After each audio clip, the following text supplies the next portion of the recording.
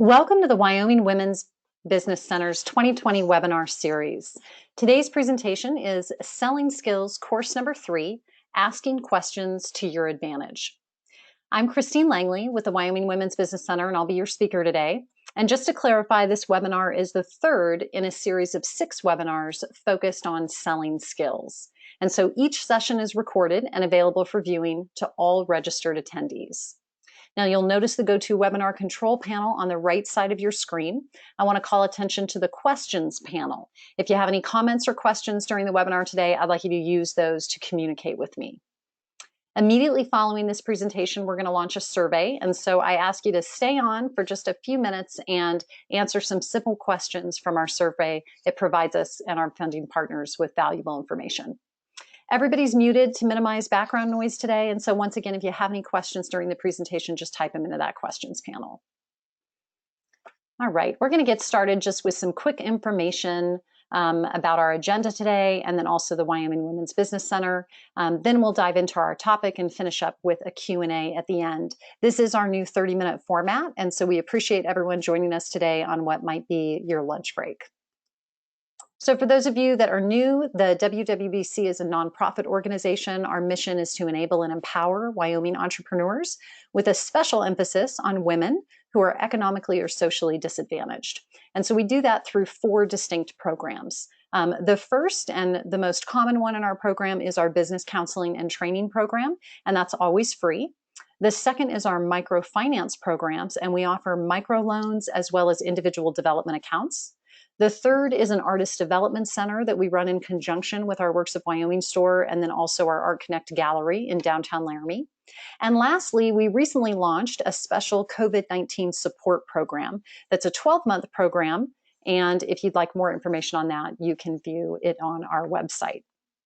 Now, this particular webinar series is brought to you by our microfinance program, and I just want to call special attention to our microloan program, where we can provide loans for those unable to get loans through traditional means, meaning a traditional bank, and we provide those loans for up to $50,000. So again, if you'd like more information on the microloan program, you can contact our office. All right, guys, so digging into our topic today, I just want to do a quick recap of our sales funnel from our very first session. We talked about identifying the stages of our sales process using these terms. And our goal is to drive people from suspects to prospects, prospects to customers, and customers to advocates. And while we're doing this, we understand that there's leaks in our funnel. And we lose people or people drop out of our funnel as we make progress. That's normal. And that means we need a strong marketing plan to ensure that we're always adding new suspects and new prospects to the top of our funnel. And so that really brings me to a couple of questions that I got last week. And so I just want to reiterate that this selling skills training is for people that are engaging in a complex sale. And that means they're typically selling to the need of opportunity. And I think on the first course, I did a quick little poll to gauge our audience for this training series. And we had over 85% of people saying that this is the type of opportunity or need that they were selling to. And so that means you're selling to a person or another business because there's an opportunity to improve their current situation. And in a complex sale, you're usually meeting with your prospect at least twice or more in order to be able to conclude the sale. Now, conversely, if you're selling a product in a simple sales environment, that typically means you're selling to an immediate need. So you're selling to a person that's dissatisfied with their current situation and they're ready to make a purchase right now. They might have a few questions, but generally you can complete the sales process in one encounter. And the customer almost drives themselves through that buying process as they make quick decisions to proceed and purchase, right? We all do this whenever we go to the grocery store, okay? It's a quick decision, quick buying process. We're still going through those steps, but we really drive ourselves through them, and then we make a purchase. So again, the most common example of this is retail sales. Now, there might be times we have retail shoppers that are just searching for a need because they feel like shopping, right? And sure, that can happen. But generally, if a prospect walks into your store or visits your website, it's because they're already interested in satisfying some type of need. So lastly, let's talk about lead generation for simple sales. If you're trying to sell retail products either online or let's say at a trade show or a farmer's market, then you're still conducting a simple sale. The difference is that you're going to need a strong marketing plan for lead generation so that you can get suspects and prospects to your booth or to your location or to your website. And remember that marketing can help you create that interest. And marketing is everything that happens before we meet a prospect. Selling is everything that happens after we meet a prospect. So again, this training is for people engaged in complex selling, and our selling steps that we're covering is everything that happens after you've identified a prospect. All right, so last week we did an opening workshop, and everybody should have a complete opening script by now. And so I'm going to read mine to you, and I want you to listen and try to identify the 4 distinct parts to my opening, along with my insurance statement at the end. So listen for my greeting, my attention statement, my interest statement, what type of interest statement I used, did I ask for time, and then my insurance statement. So I'm going to do a little role play here just with myself. So I'm going to pretend this is a phone call. So hi, Shelly. I'm Christine with the WWBC. How are you doing? Good, thanks. So Tom Smith suggested I connect with you about your online marketing. And I've got some ideas that can increase your website traffic and prevent your competitors from gaining market share. Do you have a few minutes to chat? Oh, Christine, I'm pretty busy right now. Oh, I totally get how busy you are. The ideas that I have for you are already producing results for your competitors. And I really think it's worth 10 minutes to learn how you can improve your website traffic and experience that same success. Don't you? Okay, 10 minutes.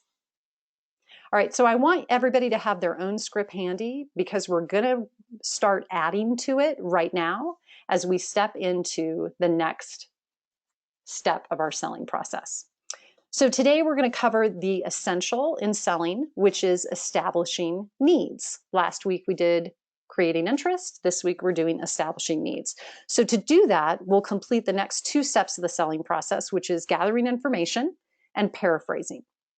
But before we launch into gathering information, we need to actually transition from our opening, which we just did, and we want to transition in kind of a smooth way so it doesn't feel forced or like an interrogation when we start asking questions.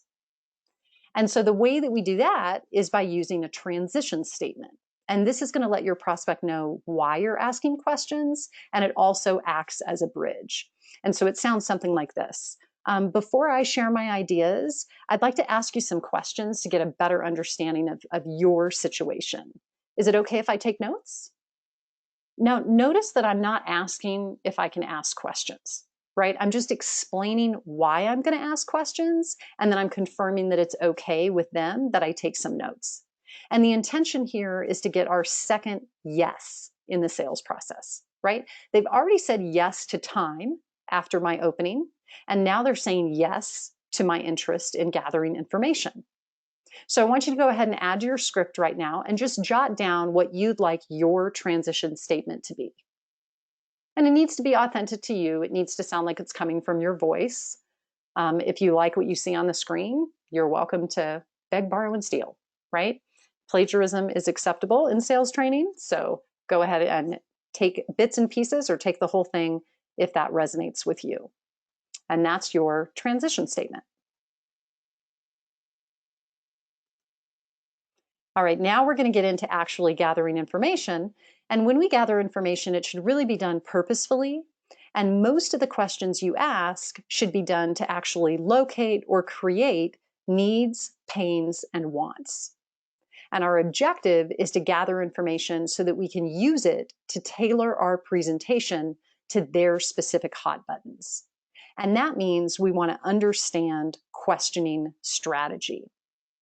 And so before I dive into questioning strategy, I just want to mention that the reason we're gathering information before we're presenting any information about our business is because they care about themselves and their own needs, right? They don't necessarily care about our products or services that we're selling quite yet because we haven't identified a need for them to care. So that's why we always ask questions first, because we don't want to be that salesperson that is doing the show up and throw up method like we talked about previously. We want to show up and gain interest and then gain valuable information of needs so that we can solve those needs with our product or service. All right, so the first thing to understand about questioning and questioning strategy is really the difference between close-ended and open-ended questions. A close-ended question is going to elicit factual information, while an open-ended question often can elicit needs or wants or pains. And so now we just said we're gathering information to locate needs, so the fact alone is going to push us to ask more open-ended questions than close-ended. So let's just take a look at the difference between these two types of questions. And what you have on your screen now is some examples of close-ended questions. So the first is, who's responsible for making the marketing decisions for the business? Right? This is going to be someone's name. And so that's a fact and a close-ended question. Another example is, are your store hours listed on Google accurate? Okay, this is factual information. It's basically a yes or no question. And then lastly, how many regular or active members are you serving right now? Again, this is a factual number probably that they're going to give you. They may expand their answer from a yes or no, but it's possible in some situations where they'll just give you a one-word answer, a factual answer. All right, so I want you to take some time right now and jot down a couple of close-ended questions that come to your mind for your most common prospect, or kind of the prospect that you have in your mind as you've been going through this selling skills training. What are those questions that you commonly ask right now?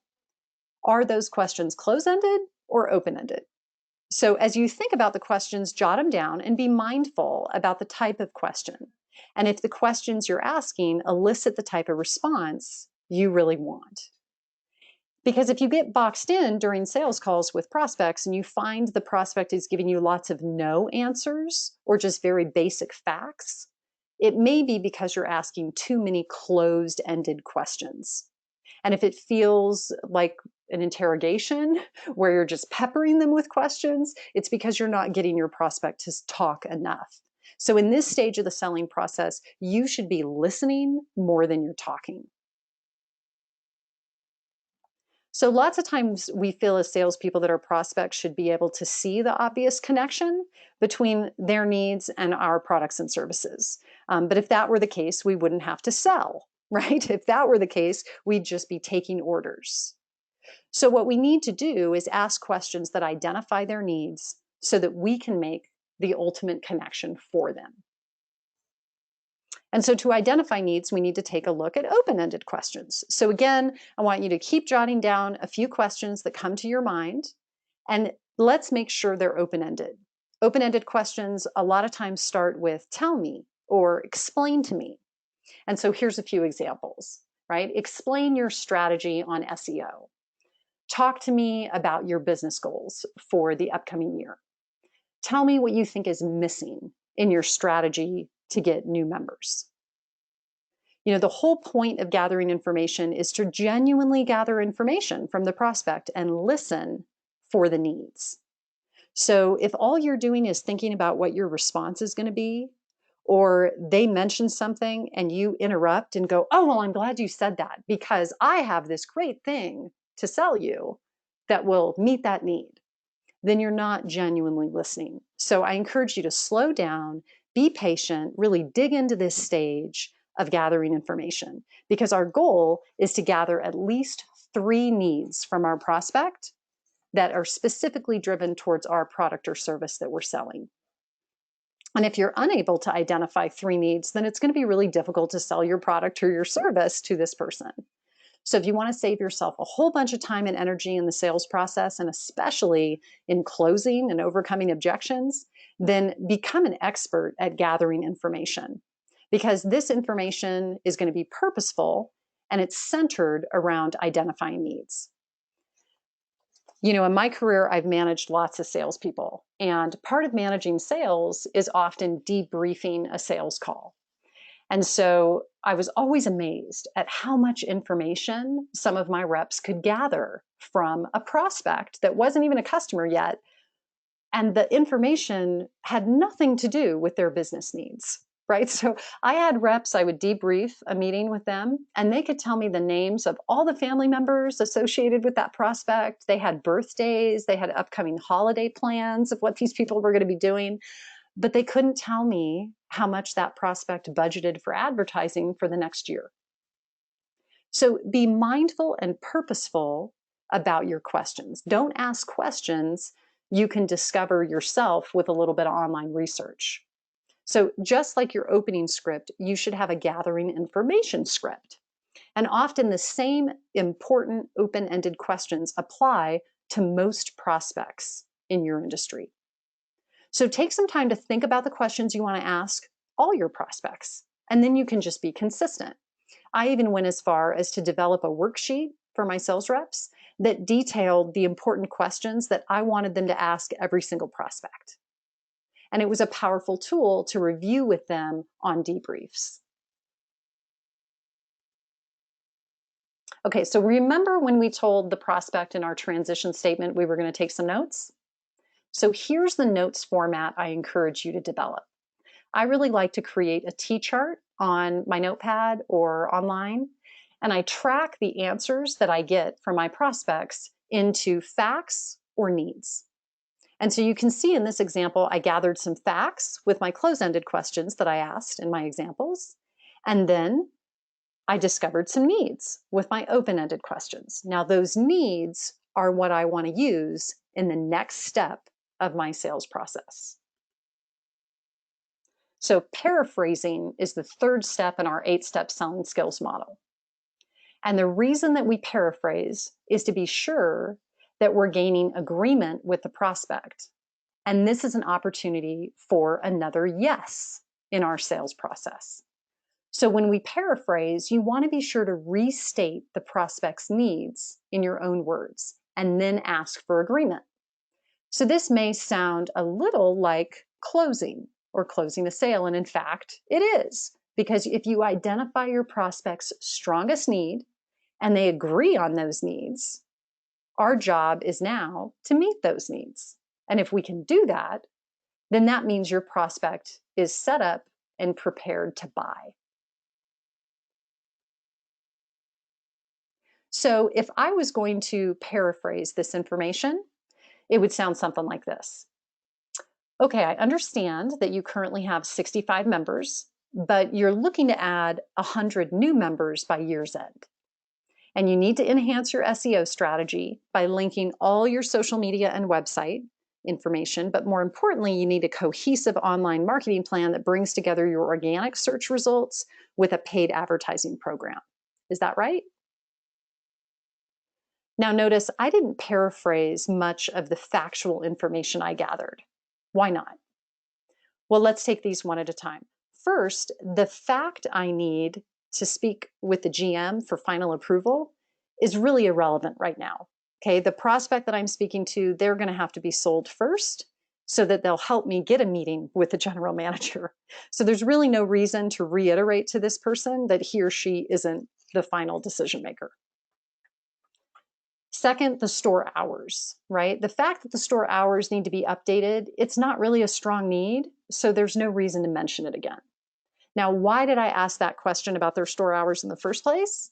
Well, maybe I was just curious and kind of trying to break the ice when I first started asking questions. Or maybe I was strategic and I wanted to highlight to them their online efforts really need some assistance if they can't even get their hours of operation right. Right? Regardless, their store hours is a fact, and ultimately it's a task item. It's not really a need, so I didn't paraphrase it. And then lastly, I mentioned in my paraphrase that they have 65 members currently, and they're looking to add 100 new members. So I was able to weave in some factual information into my summary when it made sense to highlight it in reference to their larger business goals. Lets them know where they're at now and where they're trying to get, and just confirming that. So paraphrasing effectively takes a little bit of practice. And so I want to encourage you to role play your sales call with colleagues And if you don't have a good role play partner, then give us a call at the WWBC. This is what we do. This is the kind of stuff that's included in our free one-on-one business counseling services. And rest assured, we're super patient and very practiced at this.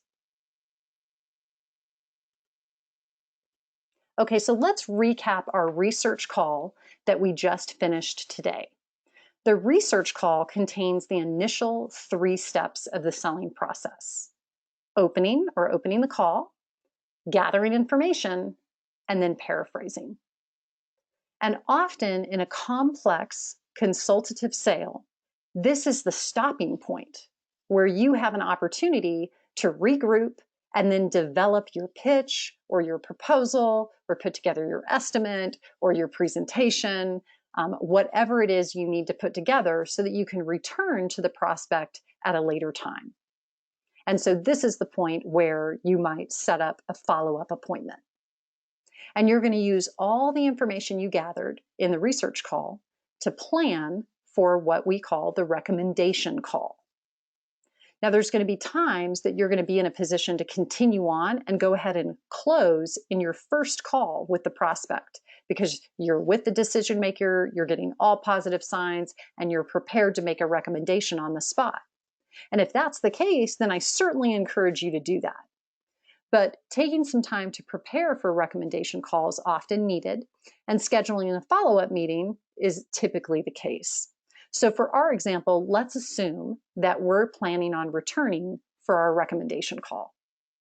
And next week on Tuesday at noon, we're going to focus on steps 4 through 5 of the selling process, which is features and benefits, and then trial closing and making a recommendation.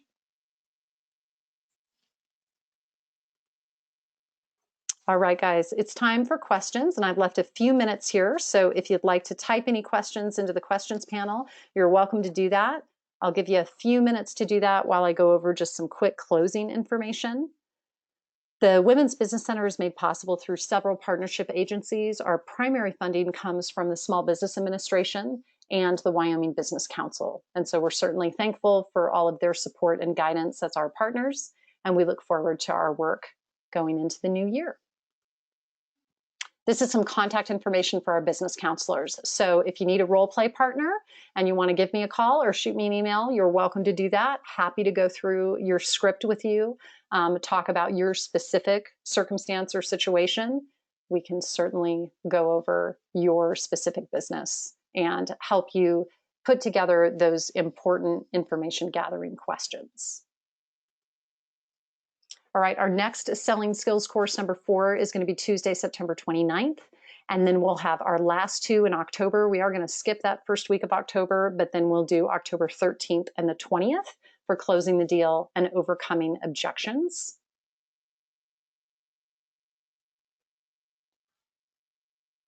All right, and I'm just looking at our questions panel here. Looks like we've been pretty efficient today. I don't have too many questions. One question, it looks like